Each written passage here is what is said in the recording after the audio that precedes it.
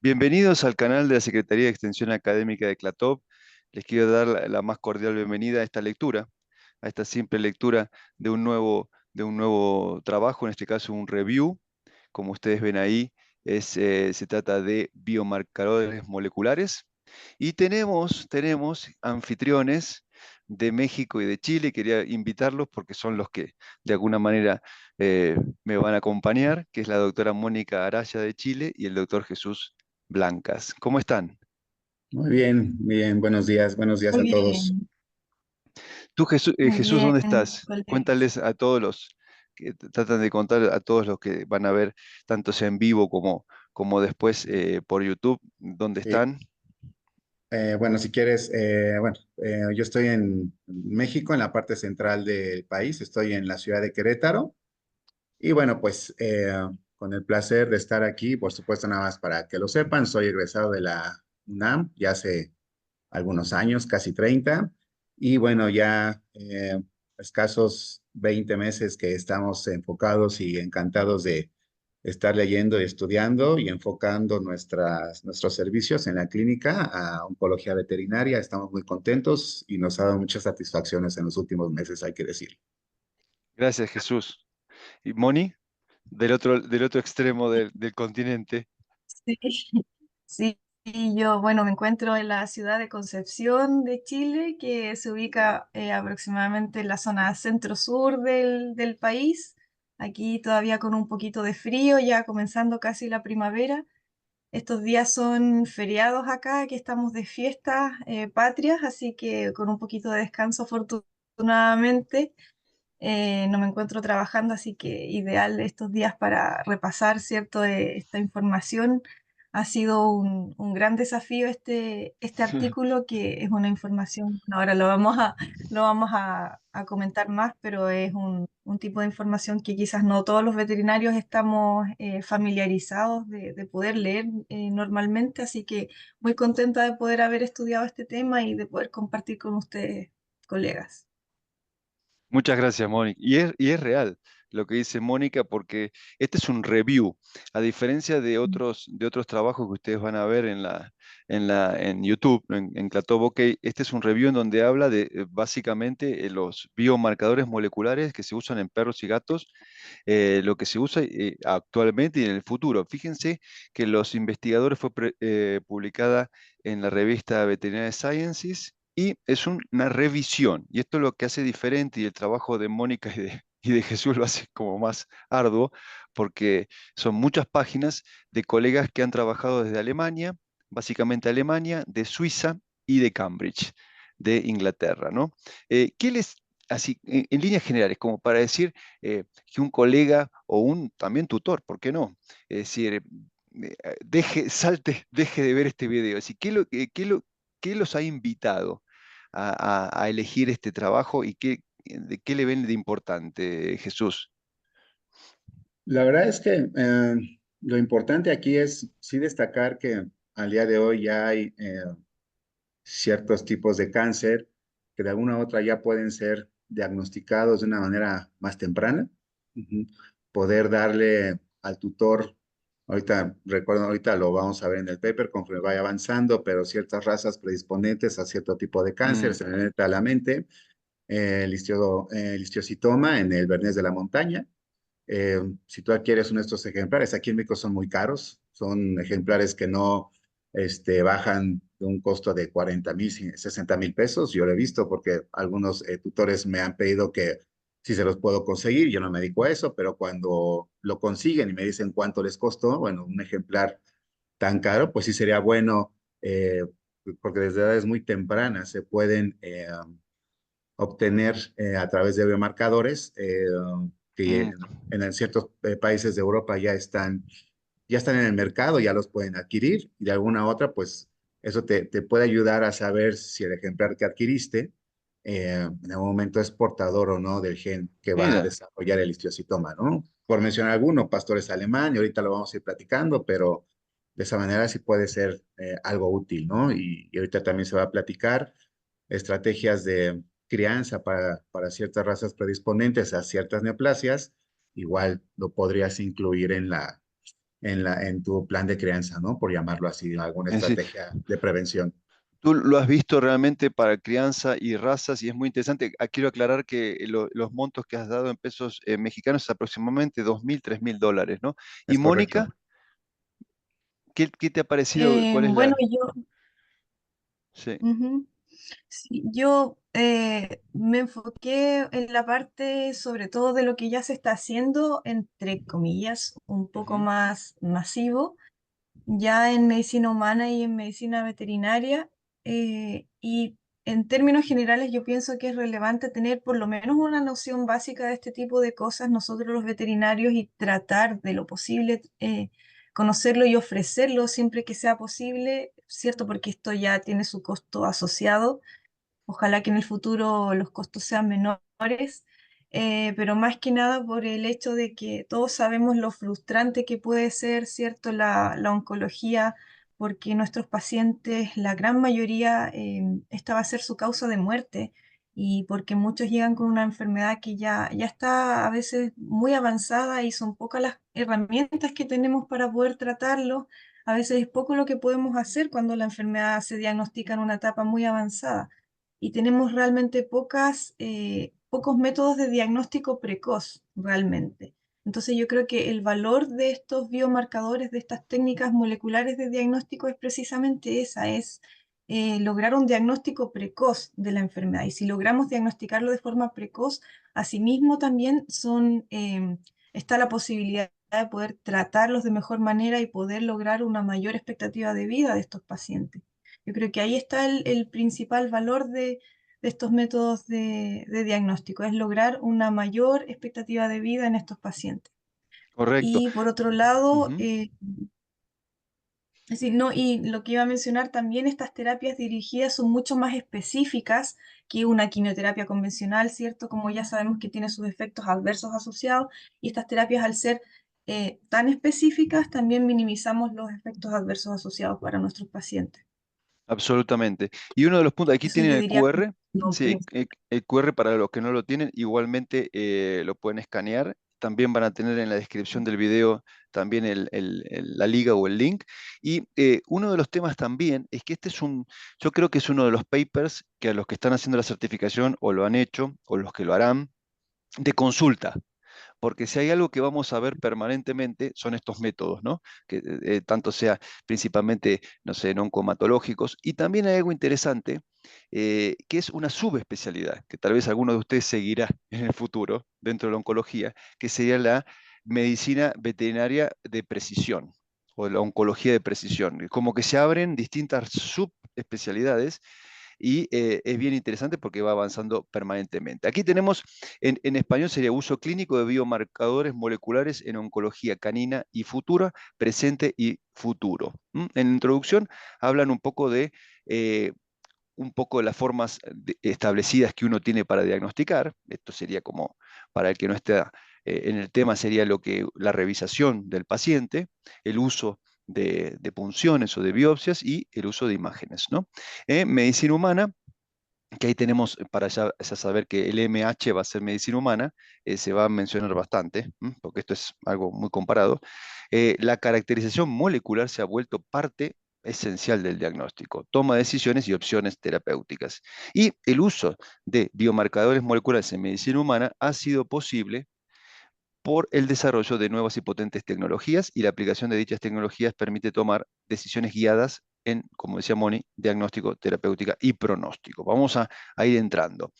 Eh, esta es una parte media como de revisión del módulo uno, ¿no? Colegas de lo que es alteraciones moleculares del cáncer, que de alguna manera tienen que ver con distintas causas, las causas de la carcinogénesis, que pueden ser genéticas, epigenéticas, que significa todo lo que envuelve al gen. Recuerden que históricamente se decía y se dice, ¿no?, que el cáncer es genético, pero ahora se sabe que lo que rodea también a esos genes influyen. La edad, la radiación, toxinas, etcétera, y alteraciones genéticas son aberraciones que afectan al ADN. Y estos tipos de alteraciones moleculares, que hay un gráfico muy, muy, muy bonito, ¿no?, en el, en el paper, pueden ser de un solo nucleótido, a través de cambios como sustituir una, borrar una, insertar uno, ¿no? Y estas alteraciones generan el problema, ¿no? También puede haber alteraciones nucleótidos adyacentes, que es lo que serían variantes multinucleótidos, y alteraciones menores de 50. Estas alteraciones de las células tumorales se llaman alteraciones de número de copias, ¿no?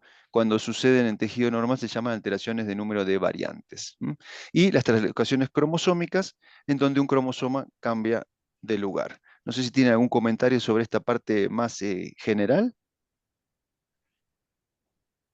Nada más, si hay que tener, señalar bien, bueno, no es que no está bien señalado, pero sí es importante la parte de las alteraciones, porque todo empieza con un solo nucleótido, ¿no? Y de ahí va a escalar de una manera importante. Ajá. Pareciera que un solo nucleótido no va a ser una sustitución de lesión o inserción, pareciera algo mínimo y que en algún momento la célula pudiera hacer algo ahí, pero evidentemente van a seguirse presentando y va a saltar a lo que acabas de poner, las alteraciones también de tipo somático, ajá, y de líneas germinales y seguir entendiendo que particularmente las alteraciones a nivel somático, bueno, son a nivel de célula tumoral y en algún momento puede ser que le confieren a la célula la capacidad de crecer de una manera que no la puedes detener y esto favorece el desarrollo del tumor. Y en la parte de líneas germinales son en células del cuerpo.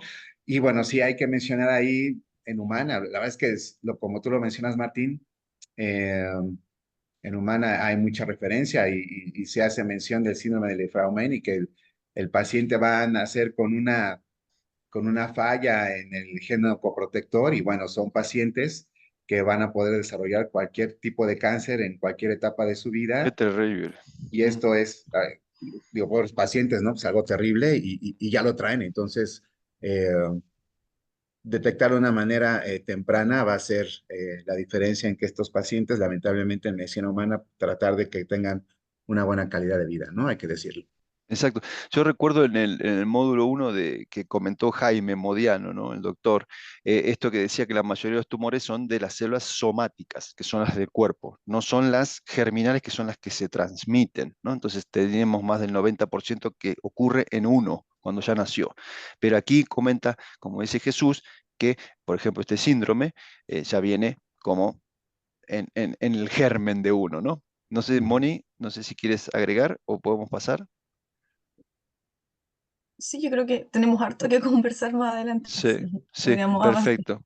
Aquí, dentro de estas alteraciones, fíjense que los tejidos hablan un poco, es bien interesante esta revisión porque habla también de lo que es métodos normales de ver la arquitectura tumoral como el análisis histopatológico. Y después el concepto que es importante incorporar, el de la biopsia líquida. Que sería, la biopsia normalmente uno conoce que la biopsia es retirar un tejido, un trozo de tejido 3D, ¿no? Eso sería lo clásico, vía quirúrgica. Bueno, hoy nosotros hablamos de biopsia líquida, a diferencia de biopsia sólida, que sería lo clásico, en donde uno toma una muestra de sangre, orina, saliva, lavados o efusiones y uno puede detectar células tumorales o partecitas del núcleo, como el ADN tumoral o el ARN tumoral, y se pueden hacer diagnósticos de esto, ¿no? Entonces, esto es muy interesante, tanto sea para la terapia como el pronóstico, que es lo que está y lo que se viene, biopsia líquida. Sin embargo, tiene limitaciones. El tema es la baja carga celular, es decir, imagínense que hay que detectar una aguja en un pajar, ¿no? Y puede dar falsos negativos, aunque sigue siendo una opción en proceso, ¿no? Y herramientas de análisis molecular, la que hemos conocido lamentablemente con el tema del COVID, el PCR, ¿no? La cadena de polimerasa, en virtud de que al tener poquito material, la PCR lo que hace es multiplicarlo y permite identificarlo. Y aquí vamos a entrar directamente a qué es un biomarcador, que es el título de este trabajo, ¿no? ¿Qué es un marcador? Y es una característica definida, la cual es medida, y ahí ponemos la reglita, medida como un indicador biológico, tanto sea de lo que es normal, de lo que es patológico, o una respuesta biológica a una exposición o intervención. Esta sería la definición. No sé cómo la ven partiendo de este concepto de biomarcador. ¿Qué quieren destacar de esto, de esta definición? Bueno, realmente pareciera muy rimbombante, pero si lo ves y lo lees con detenimiento, eh, es una definición muy concisa, muy clara, y que realmente hay que entenderla que nos va a ayudar un biomarcador. Ahorita vamos a ver los tipos de biomarcadores, pero nos va a ayudar a tomar decisiones claras, ajá, en la parte de diagnóstico, pronóstico, inclusive manejo de los pacientes que estén afectados por la neoplasia en cuestión. Entonces, yo creo que el biomarcador debemos de tomarlo como tal, como una herramienta muy, muy útil y que nos va a encaminar de una manera más asertiva para la evolución de los pacientes que tengamos la oportunidad de atender, ¿no? Moni, ¿quieres contarnos los tipos de biomarcadores que menciona el trabajo? Este, Sí, bueno, o no sé, Jesús, a lo mejor si él bueno, quiere mencionar. bueno, es que El sabes que, leerlo, Martín, sí, nos Sí, dividimos ahí la parte, la verdad, ahorita paréntesis así rápido, nos sí, reunimos 2 o 3 veces previas, yo analicé una parte eh, del paper, Moni revisó otra, hay que decirlo, y particularmente la parte de los biomarcadores, esta parte particularmente de diagnóstico, pronóstico predictivo y de screening, lo revisó tu servidor y la perfecto, siguiente parte del paper, del PRAP y toda esa parte la revisó Moni. perfecto. Entonces, aunque los dos leímos el artículo, nos reunimos primero para darnos una fecha, cuándo lo íbamos a revisar, luego nos reunimos para ver qué habíamos entendido, nos dividimos y ayer, anteayer, la verdad es que hicimos un pequeño ensayo del artículo, pues para tratar de ser claros para este momento, ¿no? Entonces, si me das oportunidad, yo Sí, nada más adelante. de ir definiendo todos y cada uno de los biomarcadores. El primero, bueno, que es el diagnóstico, que es el que confirma la presencia de un tumor. Básicamente, eso es lo que es un biomarcador diagnóstico. Nos va a decir si el paciente es o no portador de la neoplasia o tumor que estamos tratando de averiguar si existe en el paciente, ¿no? Y en el caso del biomarcador pronóstico, este es muy interesante porque de alguna u otra nos va a ayudar a determinar la evolución del paciente. Vamos a ver también la parte de qué cuidados va a tener, ajá, y qué evolución va a tener durante por decirlo así, la evolución natural de la enfermedad. Un biomarcador pronóstico nos va a ayudar para determinar todos y cada uno de los cuidados que va a requerir nuestro paciente, ¿no? En el caso del biomarcador predictivo, pues se enfoca más a la parte de líneas germinales y bueno, de alguna otra nos va a ayudar a saber si el paciente va a responder a la parte de terapias dirigidas, ya lo estábamos mencionando anteriormente. Y por último, el biomarcador de screening o de cribado, que fue la, este, la definición más cercana en español que yo pude concretar, ajá. Pero aquí era lo que estábamos platicando, ¿no? Que de alguna otra se va a manejar para tener ciertas estrategias de crianza y tratar de evitar la Mm, presencia de este tipo de padecimientos. Pero sí hay que mencionar que cuando tú quieres quitar alguna característica fenotípica, pues también puedes evitar unas, pero no puedes que se presenten otras. Eso también hay que tenerlo claro. Puedes fijar y quitar unas buenas, pero también puedes fijar y quitar algunas malas, ¿no? Pero básicamente es el biomarcador del screening, ¿no? Que nos va a determinar la presencia o la predisposición genética a ciertos tumores. Eso es la parte de biomarcadores. perfecto. Entonces son estos cuatro tipos que uno podría englobar y, Ujú, me quedó claro que la diferencia entre pronóstico y predictivo tiene que ver con esto que tú dices, predictivo es más de línea germinal y ujú. pronóstico es de la enfermedad, Es correcto. ¿no? Ujú. Perfecto. Vamos avanzando, que Y tenemos con mucho. Y respecto aquí, al sí, perdón, tratamiento, sí, perdón. perdón, Y y con el tratamiento, preventivo se refiere al tratamiento, sí, a la respuesta al tratamiento. Ujú. perfecto. Aquí pongo te modifiqué un poco como para impactar así, tratar de ver, empezar ya con esto. Y a ver, ¿cómo podrían traducir esta imagen? ¿Qué sería esto? Ya, Qué sí, podemos decir vamos, como para ver? Porque esto lo vamos a ver muy seguido y así a lo traducido de español a español. ¿Qué sería?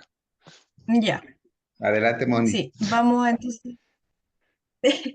Vamos a comenzar entonces viendo el primer grupo de alteraciones moleculares somáticas, porque están las de la línea germinal que va a comentar Jesús. Yo voy a comentar primero las alteraciones moleculares somáticas que se utilizan como biomarcadores moleculares tanto en medicina humana como en medicina veterinaria y que son las que yo les comentaba que son las más conocidas quizás por nosotros y que están entre comillas más masificadas y que son las que mayormente se utilizan hoy en día en el ámbito clínico. Entonces vamos a hablar o comentar cuatro biomarcadores y el primero de ellos es el BRAF o BRAF, ya, la mutación de BRAF. Entonces, es esta primera imagen, en esta primera imagen se muestra la cascada de señalización del BRAF o BRAF, que se habla de BRAF.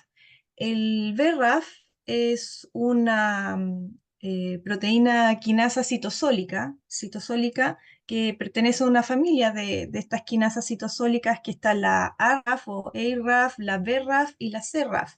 En particular nos interesa la BRAF, que es la que está comúnmente asociada a su mutación a los procesos carcinogénicos.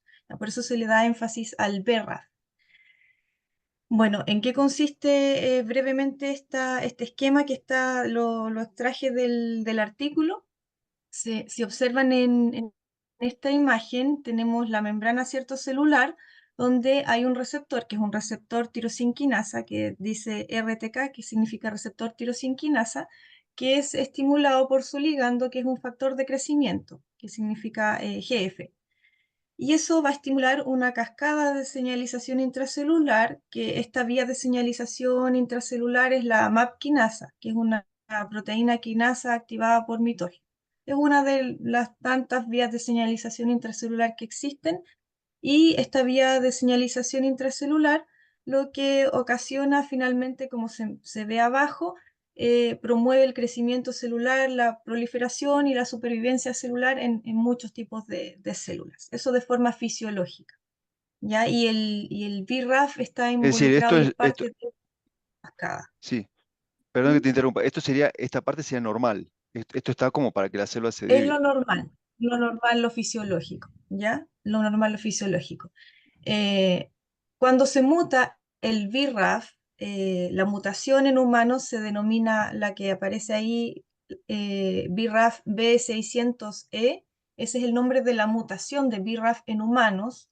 La mutación en perros es B509, creo, en perros. Lo que sucede es que ya no se requiere de la unión del ligando al receptor para activar esta cascada de señalización intracelular, sino que eso se mantiene esta activación de forma constitutiva, continuamente activada esta vía de señalización intracelular y eso promueve a la carcinogénesis, esta vía de señalización intracelular MAP quinasa. Como se menciona ahí, para un crecimiento descontrolado celular, promueve la proliferación celular y finalmente la metástasis, en palabras simples. Entonces, frente a esto, se han desarrollado inhibidores de BRAF, que sería el recuadro celeste, como los que se mencionan no sé si podríamos mostrar la Sí, diapositiva siguiente, sí, a lo con mejor. gusto. Aquí pongo como un extracto para que nosotros que estamos en el tema y lo vamos a repetir, ¿qué sería RAF, ¿no? Es decir, Ah, sí, sería, sí, eh, lo que significa eh, RAF, eh, sí, claro, sería RAF sería fibrosarcoma rápidamente acelerado, cambiado del inglés, y sí, como decía la doc, son sí, quinasas serina treonina citosólicas de mamíferos, y como dice A, B y C, A, B y C, ¿no?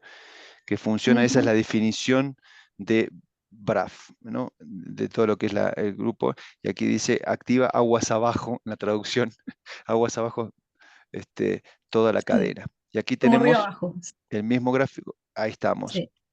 Yo te lo pongo todo y tú lo vas. Claro, Ahí vamos. claro. Ahí Entonces, están. el BRAF funciona como un biomarcador diagnóstico, pronóstico o predictivo, lo que acabábamos de mencionar anteriormente con sus definiciones, ¿cierto? Eh, no sé si podría dar un clic más, me parece que hay un recuadrito más. Eso. En Ahí esas está. neoplasias de medicina veterinaria está descrita esta mutación de BRAF en perros, principalmente en carcinoma urotelial y carcinoma prostático, es lo que más se ha estudiado, pero también en esas otras, en carcinoma pulmonar, carcinoma de células escamosas, melanoma, melanocitoma, glioma y tumor de vaina de nervio periférico. Esos son los estudios que existen, que se ha comprobado que está mutado este BRAF. Ahora, con respecto al biomarcador diagnóstico, con su finalidad diagnóstica de BRAF, principalmente existen estudios en perros para carcinoma urotelial y ahí lo que se ha hecho es tomar muestras de orina, principalmente para las razas terriers que tienen carcinomas uroteliales de vejiga porque se ha visto que en estas razas está fuertemente asociado el carcinoma urotelial a esta mutación de BRAF. Entonces lo que se hace es la técnica de Droplet Digital PCR, que es una modalidad de PCR que detecta en orina material genético asociado a este BRAF mutado. Entonces tiene una sensibilidad del 85% y 100% de especificidad, por lo tanto, si se detecta esta mutación, es diagnóstico de carcinoma urotelial en los terriers. La finalidad de esto es tener un diagnóstico precoz, es decir, cuando el paciente todavía no tiene una masa, digamos, visible en la vejiga, sino que es tratar de detectar esto mediante una muestra de orina, que es algo poco invasivo, ¿cierto? No por biopsia, quizás con los riesgos, ¿cierto?, que implica tomar una biopsia quizás de vejiga, y cuando el paciente todavía no tiene una masa visible, cuando todavía a lo mejor presenta solo hematuria, solo cistitis, solo estranguria y una sinología que es bastante inespecífica. Esa es como la... Ay, se perdió. Ahí ahí se congeló. Aquí volvemos a poner que a mí, no sé, Jesús, hasta que se descongele Mónica, me llama mucho la atención esto de en el gráfico, que normalmente el mecanismo es el factor de crecimiento se une al receptor y ahí se activa. Y en el caso mutado, ¿no? De estos tumores, Mónica, estás de nuevo, ¿no? Ahora sí. Te habíamos perdido ¿Escucha? sí, ahora sí, unos Ah, segundos. Sí, sí, perfecto. perdón. Estaba viendo Ya. que me sorprende mucho la independencia de este mecanismo cuando hay mutación del factor de crecimiento, ¿no? Es como que se enloquece absolutamente el mecanismo. Y tú decías de el carcinoma urotelial, súper importante, y lo de la respuesta a tratamiento con estos medicamentos, ¿cómo lo has interpretado? Sí, Con el, ya. Me faltaba explicar que con respecto al valor pronóstico y discordancia de estudios, no se ha visto que el estado de mutación de BRAF en algunos casos se menciona que es de peor pronóstico, en otros casos es de mejor pronóstico, es decir, tienen mayor sobrevida, en otros casos tienen menor sobrevida, en otros casos no hay diferencia significativa, por lo tanto, su relevancia pronóstica todavía no es, hay discordancia y todavía faltan estudios con respecto a su valor pronóstico. Se ha visto sí que se puede utilizar como monitoreo de progresión de la enfermedad, es decir, mientras mayor estado de avance de la enfermedad, mientras mayor grande es el tumor, mayor cantidad de ADN circulante tumoral por biopsia líquida se puede encontrar en una muestra de orina o en una muestra de plasma. Y asimismo, si el paciente tiende a tener remisión de su enfermedad, de su cáncer, también van a encontrar menor cantidad de ADN tumoral. Y con respecto a la respuesta al tratamiento con estos inhibidores de BRAF, hay estudios con bemurafenib y con sorafenib, tanto in vitro como in vivo, y sobre todo para el carcinoma urotelial, y han habido buenos resultados. Uno que recuerdo ahora con un estudio con 24 perros, y se lograron sobrevidas medianas de hasta 1 año con el Bemurafenib, solamente con Bemurafenib. Pero es un tratamiento que es bastante costoso, eso sí, es súper caro el tratamiento. Súper. Aquí tenemos otro. Pasamos a otro. Ya. A otro. Es decir, las moléculas son las que nos motivan. Si cambiamos. Ahora, a ver, Sí. si nos puedes traducir un poco todos estos colores. Ahora sí, ahora vamos a entrar a hablar de otro biomarcador que ya yo creo que el que más conocemos nosotros, que es KIT. ¿Ya?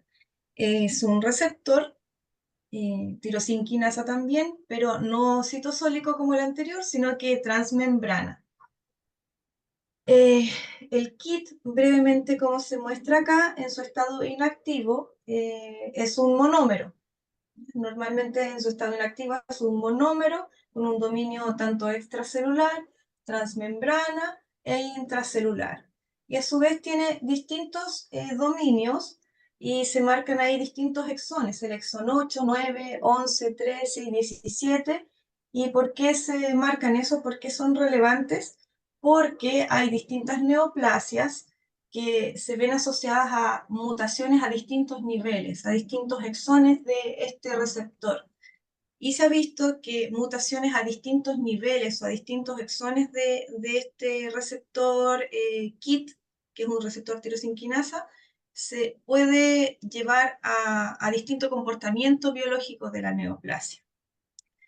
Bueno, ¿en qué consiste, cómo funciona este receptor?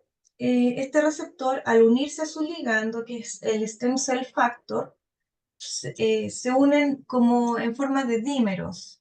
Entonces se unen de a dos. Y eso forman unos enlaces en sus dominios extracelulares y como que se forman de a pares. Entonces se activan y se unen dos monómeros de KIT y se forma un dímero de KIT. Y ahí está en su forma activa este receptor. Y una vez que se activa este receptor, se activa toda una cascada intracelular de distintas cascadas de señalización intracelular. Va a depender de muchos factores, la verdad que no vamos a mencionar ahora, pero se pueden activar diversas vías de señalización intracelular, como la que mencionamos recientemente, la MAP quinasa a partir del RAS, ¿cierto? El BRAF y todo lo que mencionamos recientemente. También está la cascada del fosfatidil inositol 3 quinasa, la celeste. También está la fosfolipasa C y la Janus quinasa en amarillo. Y hay otras también que no se mencionan acá en este esquema. Pero ¿qué hacen todas estas vías de señalización? Es más o menos lo mismo, es promover la proliferación celular, la supervivencia celular y la inhibición de la apoptosis. Entonces, cuando ocurren mutaciones a distintos niveles, como podemos ver de este receptor, ¿qué ocurre? Similar a lo que ocurría en el BRAF, ya no se requiere que haya una unión del ligando a su receptor para que se activen estas vías de señalización intracelular, sino que se activa solo de forma constitutiva, permanentemente, ¿ya? Independiente de un ligando. Entonces, gracias a ello es que se han podido desarrollar los inhibidores de tirosinquinasa, como los que nosotros ya conocemos, como el imatinib, el toceranib, ¿cierto? El masitinib, que son los que mayormente nosotros conocemos y utilizamos en medicina veterinaria. Y estos están diseñados de acuerdo a las mutaciones que sufre este receptor. Entonces, también mencioné ahí, creo que es relevante mencionar, que existen mutaciones sucesivas de estos receptores. La más estudiada es la que ocurre a nivel del exón 11, sobre todo en el mastocitoma. Pero es importante destacar que pueden ocurrir mutaciones sucesivas en el tiempo y eso puede conllevar a resistencia de un fármaco, que eso está súper descrito para el imatinib. Ya, el imatinib, y sobre todo está descrito en pacientes humanos. El imatinib es un excelente fármaco que puede funcionar por un tiempo, pero después después de algunos meses dejar de funcionar, y una de las explicaciones es que pueden ocurrir mutaciones sucesivas, perdón, de este receptor, que a lo mejor originalmente la mutación estaba a nivel del exón 11, pero después ocurren mutaciones sucesivas en otros exones, y eso ¿qué implica? Cambios conformacionales del receptor. Y un fármaco fue diseñado para una conformación específica del receptor mutado y después ya deja de funcionar porque cambió la estructura del receptor. Y por eso ocurre la resistencia al fármaco, y ahí debemos utilizar otro inhibidor de tirosinquinasa diferente. Y con respecto ahora a las neoplasias que están asociadas a las mutaciones de KIT, en caninos, lo más estudiado es el mastocitoma cutáneo, y en resumen, el exón 11 está asociado al alto grado de mastocitoma. En cambio, las mutaciones del exón 8 están asociadas a mastocitomas de bajo grado. Para HIST, para el tumor de estroma gastrointestinal, está asociado a cualquier exón a comportamiento agresivo. Para melanoma maligno, en el exón 11 está asociado a recurrencia de la enfermedad. Y en felinos la información es bastante, un poco más variable y un poco ambigua. La verdad, no está tan clara como en caninos la información. Se ha estudiado para mastocitoma cutáneo, esplénico, mastocitosis sistémica, esta mutación en el exón 8, 9 y 11. Para mastocitoma intestinal no se ha encontrado mutación de KIT en gatos. Y en gatos, hasta la fecha, no ha sido aprobado legalmente su uso, el uso de inhibidores de tirosinquinasa. Sin embargo, sí se ha utilizado imatinib y toceronib. En esta especie hay algunos reportes de casos aislados en donde se ha visto beneficio clínico, principalmente para mastocitoma cutáneo, esplénico y mastocitoma visceral, pero estos reportes de casos han utilizado estos inhibidores de tirosinquinasa independiente del estado mutacional de KIT. ¿Han estos pacientes felinos tenido beneficio clínico independiente si sus neoplasias han tenido KIT mutado o no? Y han tenido remisión parcial, remisión completa, y han tenido también recurrencia de la enfermedad meses después, lo mismo que está descrito para medicina humana.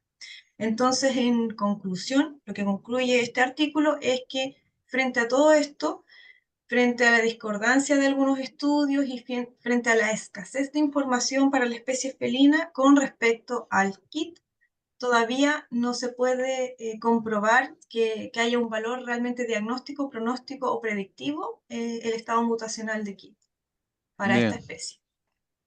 ¿Algún comentario, Jesús, sobre... A mí me llama la atención la cantidad de tumores que estamos usando los inhibidores de tirosinquinasa, incluyendo los gatos, y no están aprobados, ¿no? Es decir, como concepto, ¿no? Y esto Sí, que mencionabas de la resistencia que tal vez en algunos años, Mónica, vamos a empezar a ver con las pocas moléculas que usamos en veterinaria. Dime, perdón, Jesús, que te interrumpí. no, no, adelante, está bien.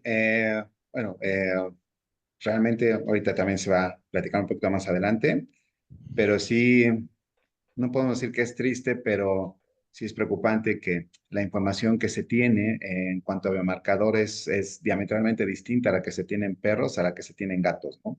Realmente, ahorita se va a ver un poquito más adelante, pero esto hay que destacarlo. A veces que luego decimos, pobres gatos, ¿no? A veces que les va peor, pero luego también la cantidad de información que hay para esta especie en cuanto a biomarcadores, ya sea predictivo, pronóstico, etcétera, es muy escasa y hay que decirlo, ¿no? Qué interesante esto, es verdad, es verdad. Falta Sí, trabajo en la especie, es verdad. ujú, Es, es- sí, es real eso, es ujú. real. Hoy, Dios, ¿qué aparece? ¿Qué gráficos han aparecido? A ver, ¿qué son estos que parecen pájaros? No sé qué. Es decir, que tienen alas. ¿Qué sería? A ver.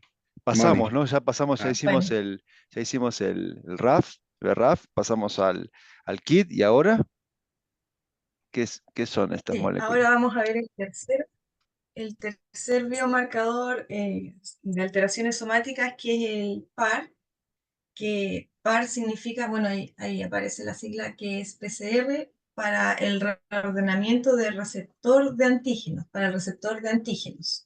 Ya, esto básicamente aquí lo que estamos viendo en este esquema son los receptores de antígeno del linfocito B y del linfocito T. Ya, básicamente la inmunoglobulina que vendría siendo el receptor del linfocito B y el linfocito T. Aquí yo lo quise mostrar para explicar muy brevemente para que se entienda en qué consiste la prueba de Parr, muy brevemente. Entonces, para explicar un poquito, el receptor de las células B o del linfocito B tiene una cadena pesada, que es la parte central del linfocito B, y una cadena liviana, que vendría siendo la de color lila o morado, ¿cierto? La cadena liviana. Y el linfocito T solamente tiene dos cadenas, que se mencionan la alfa-beta y también puede ser alfa-beta o puede ser gamma-delta. Existen esas dos combinaciones. También otra cosa importante que hay que destacar aquí, que estos receptores tienen una región variable y una región constante. Y la región variable es, valga la redundancia, la que varía de acuerdo a los distintos tipos de antígenos que le van a presentar a estos linfocitos. Hay que entender que estos linfocitos necesitan adaptarse y adecuarse a los distintos tipos de antígenos que se le van a presentar a ese ser vivo, ya sean virus, bacterias, hongos, ácaros, polen, polvo, etcétera, etcétera, ¿cierto? Entonces, los distintos tipos de linfocitos, ya sea B o T, deben ser capaces de adaptarse y generar una diversidad de receptores para ser capaces de unirse a esa gran diversidad de antígenos. ¿Y cómo lo logran? Modificando su región variable, que es específica para cada antígeno diferente, para cada antígeno específico. ¿Y cómo lo logran? Modificando sus genes. Y eso es lo que detecta la prueba de PCR. Ahí yo les marqué, les puse en rojo específicamente la región del receptor que detecta el PCR, la prueba de Parr. ¿Ya? La prueba de Parr generalmente puede detectar otras zonas, pero en veterinaria lo que más está estandarizado para el linfocito B es determinar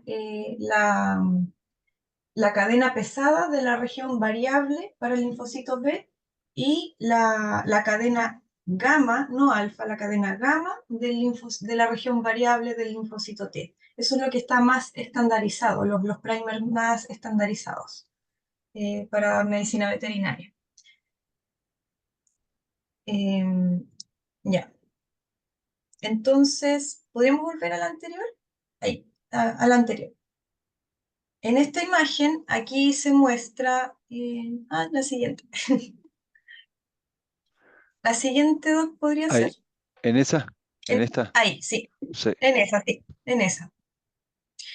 En esa imagen, que es de otro paper, pero que la mostré para mencionar que este biomarcador PAR es una prueba netamente diagnóstica, ¿ya? Y se utiliza para las neoplasias linfoides específicamente.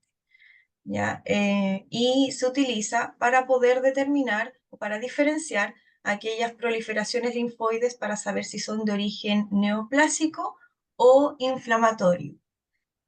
Las que son neoplásicas se espera que tengan una distribución monoclonal, que ya lo vamos a explicar ahora, y las que son de origen inflamatorio tengan una distribución policlonal. ¿Y cómo se explica eso? Aquí brevemente podemos ver aquellas lesiones que son reactivas o inflamatorias, ya sea de linfocitos B o T, todas van a provenir de distintos clones diferentes de linfocitos, que es lo natural que ocurra, todas con una diferente genética. Son los Y lo que puntitos. hace el PCR, claro, los puntitos de diferentes colores, porque todos son genéticamente diferentes.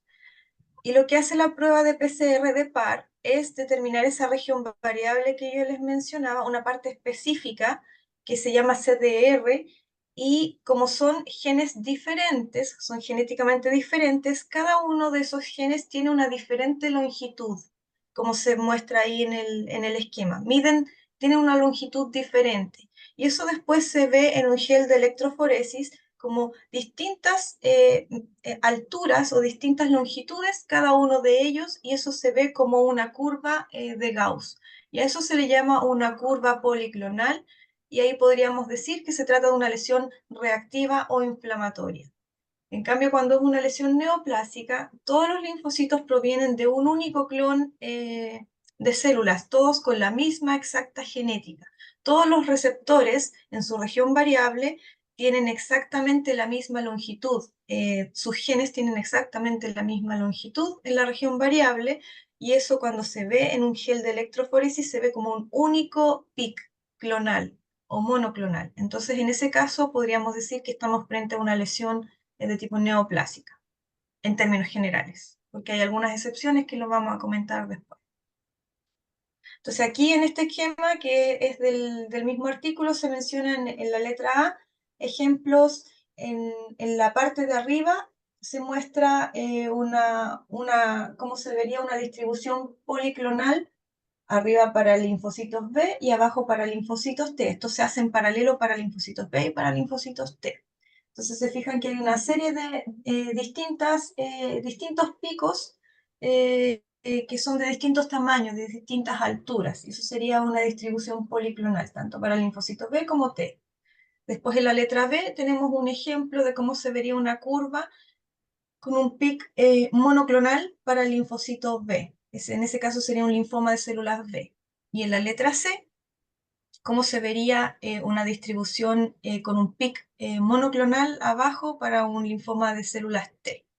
Y arriba es policlonal para células B. Así más o menos se interpreta esto. La verdad que sí queda más evidente, más claro, ¿no? Bastante. Y aquí tenemos Y el bueno, par. claro, el resumen. Entonces, las muestras que se pueden utilizar para esto son muestras extendidos citológicos, biopsias, incluso fijadas ya en formalina o en parafina, efusiones, incluso líquido cefalorraquídeo. Cuando se tienen neoplasias en el sistema nervioso central y la única muestra que tenemos es un líquido cefalorraquídeo, y no sabemos, y hay linfocitos ahí, ¿cierto? Hay una pleocitosis linfocítica y no sabemos si esto puede ser una inflamación, una encefalitis a lo mejor inflamatoria, o si se trata de una neoplasia. Bueno, podemos hacer par y tratar de diferenciar si esto puede ser a lo mejor neoplásico o no. Podría ser una alternativa. Qué interesante. Aquí está todo el resumen. Muy bueno el gráfico. Se Y, ven. Sí, y perdón. perdón, y tiene algunos inconvenientes, sí, esta prueba, que está en la diapositiva siguiente, que tiene algunos falsos positivos y algunos falsos negativos. Eso sí, que los vamos a comentar ahora. En resumen, porque esto es un poco más complicado, pero dejé en resumen los falsos negativos, que cuando a lo mejor se trata de una neoplasia, pero me están marcando que tiene una distribución policlonal, ¿cierto? Y yo pensar de que se trata de una reacción inflamatoria cuando no lo es. Una posibilidad es que a lo mejor sea una falla en la técnica en sí, que puede suceder, y esto varía de laboratorio en laboratorio, que hay una insuficiente cobertura de los primers, que los primers no sean los adecuados, que no sean capaces de detectar los genes expresados por esas células neoplásicas, o que haya mutaciones en el sitio de unión al primer. Eso puede pasar también, que haya mutaciones sucesivas posteriores, que a lo mejor comenzó siendo una población monoclonal, pero posteriormente en el tiempo se vuelvan policlonales. Pueden mutar en el tiempo esas células neoplásicas y volverse policlonales también. Eso está descrito. O que no es poco frecuente que la muestra a lo mejor no sea la adecuada porque está asociada a mucha inflamación, asociada a lo mejor un intestino muy inflamado, un linfonódulo muy inflamado o con contaminación bacteriana asociada, y eso me va a dar un excesivo fondo policlonal, con un excesivo proceso inflamatorio asociado. Entonces hay tantas curvas policlonales asociadas que me van a tapar el pic monoclonal, y eso entorpece también el diagnóstico. Pero también puede suceder lo contrario, pueden haber falsos positivos en esta técnica. Es decir, que me puede salir una curva, un pic monoclonal sin ser un proceso neoplásico. Yo pensar que se trata de un proceso neoplásico, a lo mejor el paciente viene con una linfadenopatía generalizada, hago un par y me sale un pic monoclonal y pensar que es un linfoma y realmente no ser un linfoma, ser un falso positivo. Y eso está descrito en infecciones importantes por Ehrlichia y por Leishmania. Eso se ha reportado en algunos casos. Y esto sucede cuando hay expansión monoclonal de estos linfocitos por estimulación antigénica importante, por infecciones agudas importantes. Puede suceder esto también. Entonces, como conclusión, siempre los papers, todos los papers que hablan de PAR, mencionan no utilizar PAR como única técnica diagnóstica, siempre, ojalá asociarlo a otras técnicas diagnósticas, por eso mencioné, puse esas imágenes, asociarlo a otras técnicas como la citología como primer método de screening, ¿cierto?, de diagnóstico, hacer inmunofenotipado Ah, idealmente por inmunohistoquímica, no por PAR, y si es posible complementar con citometría de flujo para mm, tener mayor información no solo de diagnóstico, sino que tal también de pronóstico. interesante. Y esto está en los paneles multigénicos. ¿Qué serían? Sí. Este sería el último biomarcador de las alteraciones somáticas. Este era el menos conocido por mí, la verdad. Y esto es lo menos avanzado en medicina veterinaria. Esto se puede utilizar como biomarcador diagnóstico, pronóstico o predictivo. Ahí marqué las empresas, son dos empresas estadounidenses, la Phidocure y Searchlight, que son empresas que lo que hacen es analizar muestras ya sea de citología o muestras de biopsia o fusiones o de orina para tratar de buscar el material genético. Fundamentalmente lo que hacen es tomar material genético de las neoplasias y analizar las mutaciones genéticas que presentan estas neoplasias. Y hacen todo un panel diagnóstico que van entre las 60 hasta 120 mutaciones genéticas, analizan todas las mutaciones genéticas que tiene ese tumor, esa neoplasia, como se menciona ahí, como ese es un ejemplo, y entregan un informe final de cuáles son todos los genes alterados de esa neoplasia de ese paciente y además entregan otro informe donde correlacionan esa información con lo que ya está descrito para medicina humana de las terapias dirigidas. No hay muchos estudios de esto en veterinaria, por lo tanto se extrapola la información de las mutaciones genéticas de medicina humana para veterinaria y se entregan como sugerencias de tratamientos. Y de hecho hay un gráfico, creo que no sé si estaba antes o después, de este mismo estudio, que es un estudio donde se analizaron 127 perros con neoplasias y sus mutaciones genéticas, y donde se extrapoló información de humanos, ese gráfico, en donde hubo diferencias estadísticamente significativas en un grupo donde recibió terapia dirigida de acuerdo a la información genética obtenida por este análisis genético y otro grupo que no recibió esta terapia dirigida. Hubo diferencias en el tiempo libre de enfermedad, finalmente. Los que Muy, sí muy, fueron muy. beneficiados con la terapia dirigida en base a esta información El de su análisis Oncoprint. genético. Esto está sonando, suena mucho. La verdad que es muy, muy, muy impactante. Fíjate la información del trabajo de John de 2003, 2023, ¿no? Es decir, esto es algo muy, muy, muy nuevo. Y Sí, aquí tenemos los tipos de cáncer. Vamos un poquito más sí. rápido. eh, que es, Ese y es un todos los... ejemplo, Sí, claro, lo saqué de otra página. sí. Meta. Claro, Adelante. eso es de humanos, pero se extrapola. Es de humanos, pero se extrapola la información de qué mutación, de qué tumor, con qué tipo de fármaco se puede tratar. Y eso se está Aquí empezando a todo hacer bien ya en mencionado. caninos. Mira. En felinos, lamentablemente, no hay. Sí. Ujú. Aquí tenemos el BRAF con el Bebunafenib, después hay más, sigue. Sigue, sigue, sigue. Eh, Ahí tenemos el BRAF y CRAS distintas y todos sus medicamentos. Esto es realmente este, súper, súper interesante. Publicación del National Cancer Institute 2017. Muy bien, vamos avanzando. Estas son alteraciones de línea germinal probadas. Si Sí. quieren, Ujú. adelante, Jesús, Gracias. ir mencionándolo básicamente en las Lo manera razones. más rápido, Sí, creo que vamos sobre el tiempo. sí, Nada más mencionar, digo, estas alteraciones de línea germinal, estamos hablando aquí de marcadores pronósticos y diagnósticos. Básicamente, sí mencionar que para cistadenoma multifocal, renal, hereditario, dermatofibrosis nodular, bueno, ya hay pruebas de PCR con artículos que se generan en Europa, allá lo tienen de una manera ya bastante accesible, ya pueden correr el diagnóstico de una manera rápida, expedita, tanto para el cistoadenoma como para el carcinoma folicular tiroideo en el pointer alemán, perdón, de pelo largo.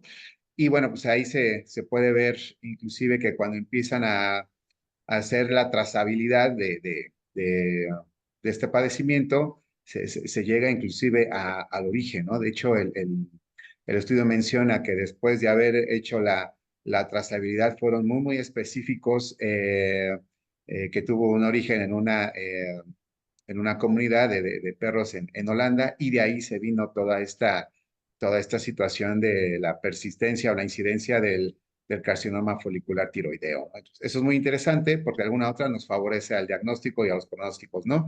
Y avanzando un poquito, muy interesante la parte del carcinoma de escamosas en el dedo de poodle negro estándar y en el schnauzer gigante. Hay que mencionar que particularmente en este biomarcador está muy relacionado, ahí habla del kit LG, está muy relacionado con la melanogénesis porque se llegó a ver que inclusive poodles estándar que no eran negros no tenían esta predisposición. Entonces aquí vemos que particularmente en este debe ser un poodle estándar negro, un schnauzer gigante, que la gran mayoría son negros y es donde se presenta más este tipo de neoplasias hablando del carcinoma del dígito, ¿no?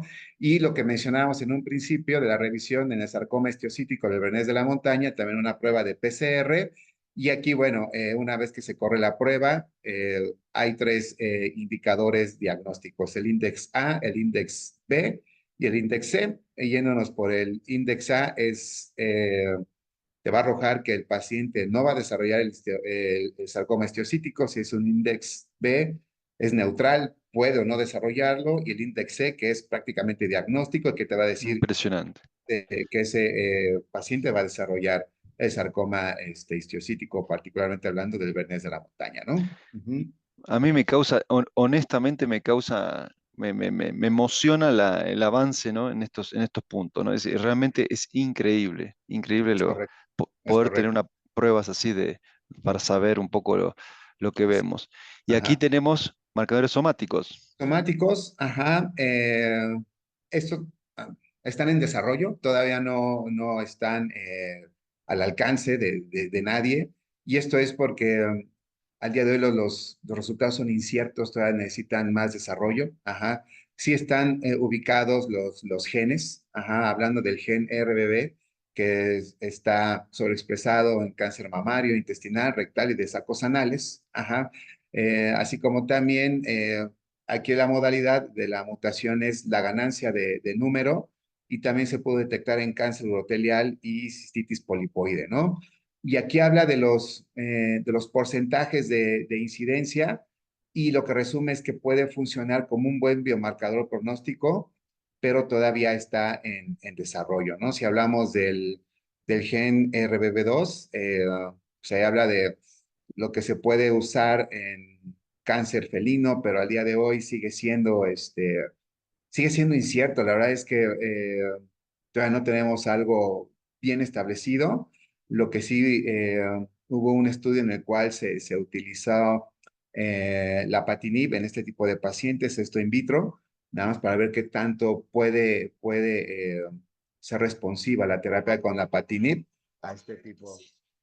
Ay, la alerta sísmica, que ya son las 11 aquí en México. Bueno, y ya para finalizar, en el caso del PIC3CA, aquí se habla sobre todo de lo que puede desarrollarse también en el caso de algunos cánceres en la especie felina, y también el uso de alpelisib, ajá, en resultados, hablando de hemangiosarcoma cutáneo, esto también en gatos, y también habla de los resultados que van a ser contradictorios hablando de carcinoma canino. Todavía, reitero, esto está en desarrollo e inclusive los autores expresan que hay que seguir estudiando esta parte para que en un futuro, esperemos próximo, sean biomarcadores que puedan ser utilizados en la práctica diaria, ¿no? Ujú. Aquí los gatillos tienen también sus Sí, los marcadores. gatos realmente sigue siendo contradictorio, poco, con poca respuesta. Ahí habla, por ejemplo, del BCR1 y el BCR2. Había una marca que en el estudio que se corrió, 3 de 9 gatas presentaron esta alteración genética, y habla nada más que un tercio del carcinoma mamario en gatas llega a tener un factor hereditario, ¿no? Pero hay que desarrollarlo más. Los estudios al día de hoy son poco concluyentes, y bueno, pues será cosa de que esperemos publicaciones, esperemos que no tarden tanto, y así podamos tener alguna respuesta rápida, ¿no? Y ya nada más para siéndonos ya muy rápidos en la parte de las barreras que se encuentran al día de hoy en el desarrollo de biomarcadores en humana. Como es un artículo de mucha comparativa, lo que se hace en medicina humana, los ensayos clínicos siempre va a ser un más el desarrollo de ensayos clínicos, cosa que no es así en veterinaria. Las buenas prácticas clínicas al día de hoy en veterinaria no hay un estándar sobre cómo va a ser el diseño, la ejecución, el rendimiento, el monitoreo, las auditorías, por así decirlo. No hay un estándar establecido en veterinaria como ya es en humana, ¿no? Las consideraciones legales, y si nos saltamos un poquito a la parte de consideraciones éticas, si tú te pones en el lugar del propietario, del tutor, cuando le dices qué es lo que va a pasar con su mascota y a lo que va a ser sometido, inclusive el propietario puede decir, pues ya no le entro, ya no va a aceptar que su mascota sea sometida a tantos estudios, y aquí viene la parte ética, ¿no? Que tanto va a influir en el desarrollo del biomarcador, pues hay que decirlo, ¿no? Y también tiene mucho que ver también la parte de la farmacéutica que va a desarrollar el biomarcador. No es que sea triste, pero puedes entender que si la farmacéutica va a invertir miles de millones de dólares en el desarrollo de un biomarcador, ellos tienen también que ver su beneficio Mm. en cuanto a recuperar la inversión, por así decirlo, ¿no? Entonces, si la farmacéutica va a ver que no va a haber una retribución económica, las cosas como son, pues es probable que el biomarcador no se desarrolle, ¿no? Y lo que hablaba Moni en la parte de la heterogeneidad tumoral, pues hay biomarcadores que se desarrollan para cierta estirpe celular, y la heterogeneidad tumoral puede ser que nos juegue mal, y a lo mejor ya está todo muy avanzado, pero esta heterogeneidad puede hacer que el biomarcador no funcione como es lo esperado, ¿no? Y esto va de la mano de la complejidad de los mecanismos oncogénicos. Podemos tener al biomarcador, podemos tener al paciente, podemos tener inclusive ya un protocolo de terapéutica dirigida, pero la complejidad de celular puede jugarnos mal de nueva cuenta, y que los resultados no sean suficientes para tener los resultados que uno pudiera esperar en el desarrollo de los biomarcadores, ¿no? Ujú. Y ahí vamos a las conclusiones. Realmente una de las cosas que les llama la atención, y ahora volviendo de un congreso que estuvo en Bogotá, ¿no? Que también hablaron de lo mismo. Y es muy interesante que los caminos coinciden en que cuanto más uno abunda, uno más sabe y más conoce, más relativo uno toma las cosas. Y esto creo que es uno de los puntos, porque es como que los últimos años se empezaron a hablar de estos marcadores, tanto sea con la parla, el diagnóstico, y como que empezaron a hacer como, hacemos esto y no hacemos la clínica, no hacemos las imágenes, no hacemos la citología, y realmente como que tal vez no sé qué opina Mónica, es decir, que nos encarrila un poco a- volver a los pasos previos y a ir reforzando eso, ¿no? ¿Cómo lo ves? Sí, bueno, no podemos dejar de lado primero que nada la clínica, ¿cierto? El criterio del clínico, primero que nada, las pruebas básicas, primero que nada, pero sin duda que estos marcadores, cuando hay duda, porque la idea es echar mano de esto cuando tenemos duda, cuando las pruebas diagnósticas estándares no nos clarifican lo que está sucediendo con el paciente, o cuando necesitamos una prueba más precoz de diagnóstico, es ahí cuando esto es de gran utilidad. Y bueno, para redondear de todo lo que hemos conversado, modo de conclusión, ¿cierto? Como sabemos ya, hemos visto que hay un gran rango de alteraciones moleculares que se pueden utilizar como biomarcadores, ya sea para diagnosticar una enfermedad, para diagnosticar el cáncer, para estimar un pronóstico de la enfermedad, saber si es de mejor o de peor pronóstico y de acuerdo a ello utilizar tal o cual fármaco para escoger el mejor tratamiento, ¿cierto? Para ver, monitorear la evolución de la enfermedad, para hacer screening, ¿cierto? Para ver si el paciente va a desarrollar a futuro o no una enfermedad oncológica. Esto tiene limitaciones propias también de cada técnica, asociadas a sus falsos positivos, falsos negativos, también limitaciones asociadas a los costos, limitaciones de acceso a cada técnica, limitaciones también asociadas a la complejidad misma del cáncer, lo que mencionaba el colega Jesús. El cáncer siempre logra abrirse paso, siempre, yo siempre digo, nosotros avanzamos 2 pasos y retrocedemos uno, porque el cáncer siempre encuentra la manera de abrirse camino frente a los avances que nosotros logramos tener con las distintas terapias. Pero la idea es no bajar los brazos, seguir estudiando, seguir avanzando en la medicina veterinaria de precisión, en oncología veterinaria, que esto ya es una realidad hace bastantes años en medicina humana, es muy efectivo, le ha salvado muchas vidas a muchas personas y la idea es que esto el día de mañana, ojalá en el mediano a corto plazo, ojalá sea una realidad también en medicina veterinaria y sea parte de nuestra práctica diaria. Ojalá se puedan reducir los costos asociados a estas terapias porque son bastante costosas. Por dar un ejemplo, yo averigüé el Vemurafenib, por dar un ejemplo muy concreto, un tratamiento con Vemurafenib para un paciente con carcinoma urotelial que tiene buenos resultados según los papers, los estudios preliminares. El costo para un mes de tratamiento de un paciente de 10 kilos es de aproximadamente 1.300, $1.500 para un mes de tratamiento. Entonces, y así, y costos mayores para otro tipo de fármacos. Entonces, de momento los costos son un poco prohibitivos para la mayoría de nuestros pacientes. Y finalmente, como ya hemos visto a lo largo de todo lo que hemos conversado, la mayoría de los estudios se centran en la especie canina, hay muy pocos estudios para la especie felina y estamos en deuda con nuestros pacientes felinos. Entonces, ojalá que en los próximos años se...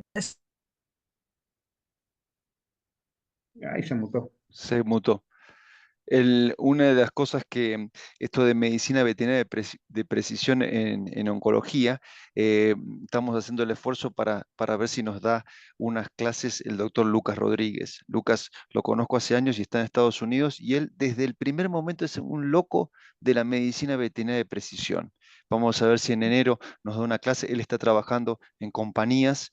Vamos a preguntarles cuáles, si tiene que ver con lo que mostró Mónica no sé si Mónica nos escuchas bien, porque se te había perdido. Sí, Ah, perdón, estaba cerrando caninos y felinos, que habías dicho de los no, que gatilios. en realidad que estamos en deuda con los felinos, que hay Mm, muy pocos estudios para los felinos, y que ojalá en sí. el futuro se desarrollen más estudios para los gatos. Le vamos a preguntar si Ujú. puede Lucas, es muy probable que hable en enero, en el módulo 12, y él está dedicado hace más de una década a medicina veterinaria de precisión, y cuando él mencionaba eso, uno decía, ¿qué estás haciendo? Es como diciendo, qué raro, qué rara avis eres Aquí quiero agradecer a todos, principalmente quiero agradecer a Mónica y a Jesús un arduo trabajo de revisión. quiero agradecer también a las decenas de colegas, quiero nombrarlos, a Jair, a Santiago Cajilema, a Rodolfo Nayar de Bolivia, a Miriam, a Luisa Trujillo, a Lilian Osorio, a Justin Montiel, a Israel, al iPhone de Ana. Es decir, quiero agradecer también a Daniel Pécoro de Argentina, a Claudia, Sebastián, que comentaba muy interesante, de Uruguay, a Belkis. ¿M? a- y comenta aquí, quiero hacer un comentario, dice Rodolfo, interesante ver que cada día tenemos mejores capacidades diagnósticas un poco inaccesibles en varias de nuestras regiones. Él habla desde Bolivia y de toda nuestra región, em, pero los tratamientos son los menos. Ahí, ¿no? Es decir, esto no entiende. Excelente, dice Miriam, excelente. El uso de ITK ya es un ejemplo de medicina de precisión, exactamente. Miriam dice, excelente plática, Mónica y Jesús. Gracias, no, encantado. Felicitaciones. Este es un paper que, vuelvo a comentarles, va a estar el link para que lo tengan. Van a poder verlo de nuevo y tienen el QR porque es de consulta, realmente es de consulta. Muchas gracias, dice Jair. Y para finalizar, quería comentarles que si les gustó, cuando están viendo que hagan el like, comentarios muy bienvenidos y reenviarlo a otros colegas, tanto sea estudiantes como sea, por ejemplo, algún tutor que ustedes digan, bueno, tengo la posibilidad de ser la par o tengo la posibilidad, no sé, de darle este medicamento inhibidor del BRAF en un carcinoma uroterial y tal vez les sirve para ver las limitaciones y las ventajas y desventajas. Excelente, dice Daniel. Muchísimas gracias a todos. Nos vemos el mes que viene, si Dios quiere, en Clatop Studio y que tengan un excelente día. Gracias. Gracias, Mónica. Saludos. Gracias, Jesús. Gracias a ti, Martín. Nos vemos. Saludos a Gracias, todos. Bye, bye, bye. nos Chao, vemos. chao, chao, Bye. chao. Bye, bye. Felicidades, Mónica, también. Bye, bye. Bye.